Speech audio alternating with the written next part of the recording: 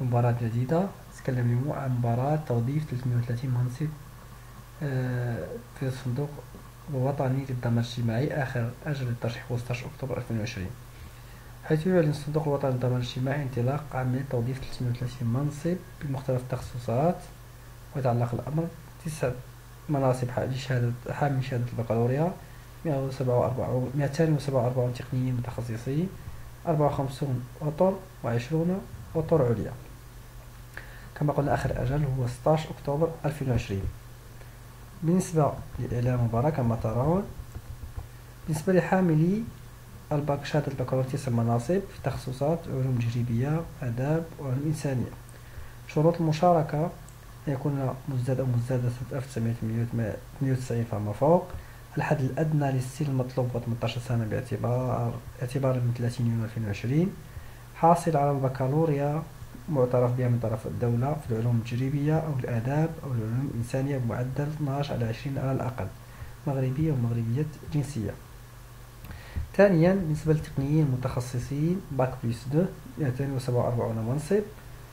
بكالوريا باك بلس 2 دبلوم تقني متخصص، شهادة تقني عالي، الدبلوم الجامعي لتكنولوجيا DTS دوت BTS في تخصصات تسيير مقاولات التجارة، المالية والمحاسبة، التطوير المعلوماتي وأنظمة الشبكات، الاتصال والشبكة، الجودة والنظافة.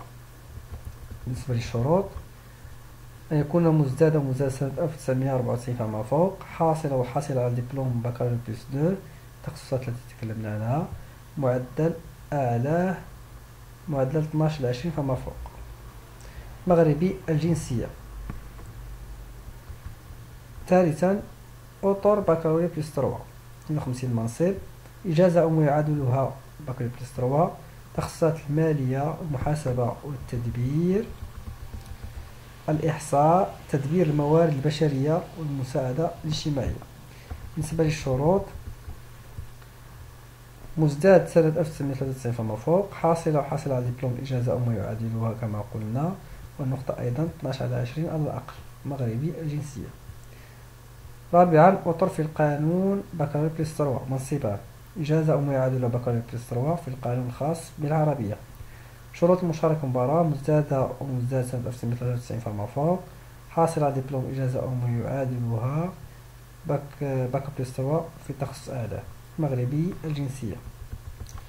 خامسا أطر في قانون باك بلس 5 3 مناصب، ماستر أو ما يعادل بكالوريا بلس 5 في قانون الأعمال. شروط المشاركة مزداد سنة 1988 فما فوق، حاصل على دبلوم ماستر أو ما يعادل باك بلس 5 في تخصص أعلاه، مدعوم بإجازة في القانون، مغربي الجنسية.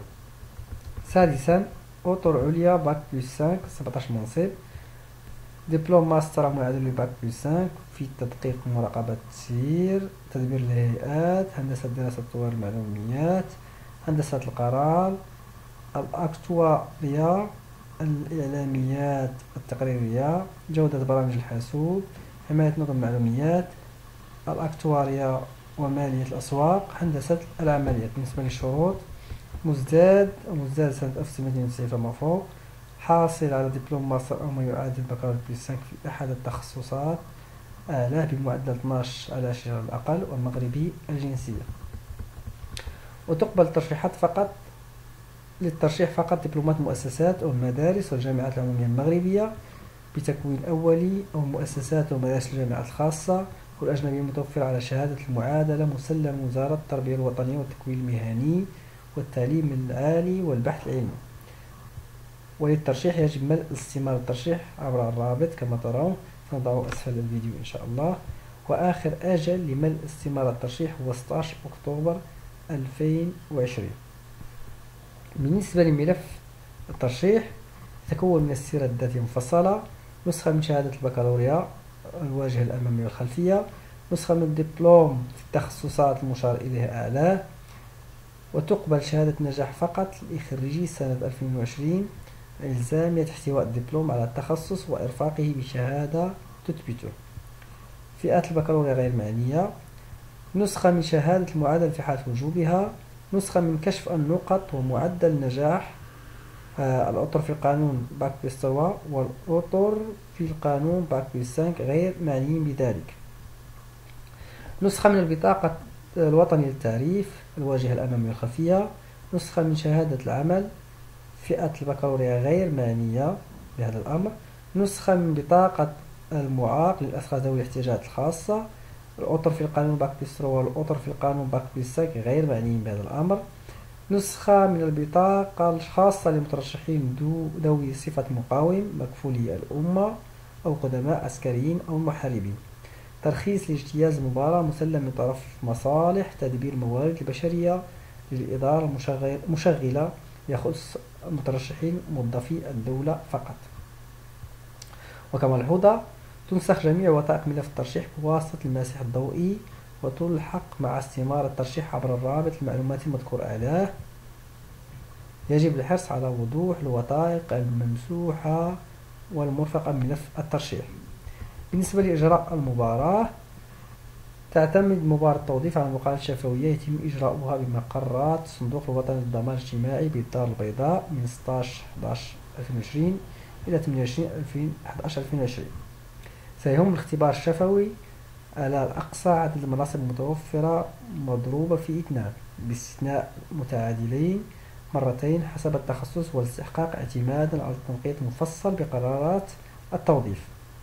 وسيتم الإعلان على لوائح المترشحين المدعوين لاجتياز المقابلات الشفوية والجدول الزمني وأماكن إجراء المقابلات عبر البوابات الإلكترونية www.emploi-public.ma و www.cnss.ma، وكذلك بالمقر المركزي للصندوق الوطني للضمان الاجتماعي الذي ترون عنوانه الآن.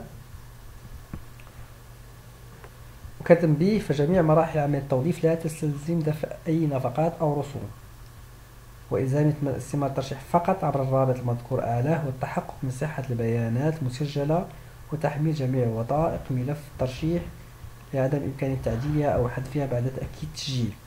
لا يقبل سوى ملف واحد لكل مترشح. سيتم الإلغاء التلقائي لملف كل مترشح تقدم بأكثر من طلب.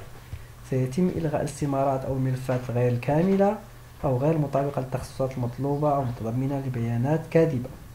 تخصص 25% من المناصب لفائدة المقاومين مكفولي الأمة، و25 وقدماء المحاربين والعسكريين، و7% لذوي الاحتياجات الخاصة، وستتم معالجتها وفقا للنصوص التنظيمية المعتمدة.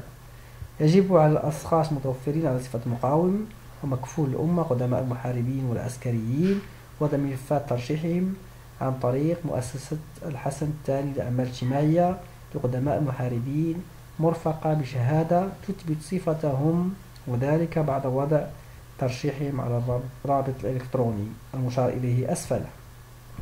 يتعين على المترشحين المقبول بصفة نهائية أن يكونوا متحررين من أي التزام مهني وأن يكونوا جاهزين وجوبا على أبعد تقدير يوم 23/12/2020. يبقى التوظيف رهينا بنتائج فحص الأهلية البدنية والعقلية مجرى من قبل مصلحة طب الشغل أو طبيب معين من طرف الصندوق الوطني للضمان الاجتماعي. وللمزيد من المعلومات حول عملية التوظيف، قرار التوظيف، مقر التعيين، الشروط المطلوبة، طريقة يرجى تصفح الموقع الإلكتروني www.cnss.ma و www.emploi-public.ma أو الاتصال بالرقم الظاهر أمامكم. رابط تسجيل كما ترون أمامكم سنضع أسفل الفيديو، كما سنضع نماذج مباريات سابقة. بالتوفيق إن شاء الله للجميع. وإن أعجبكم الفيديو لا تنسوا الاشتراك في القناة وأيضا المشاركة مع باقي أصدقائكم. بالتوفيق إن شاء الله للجميع، ونلتقي في فيديو آخر إن شاء الله.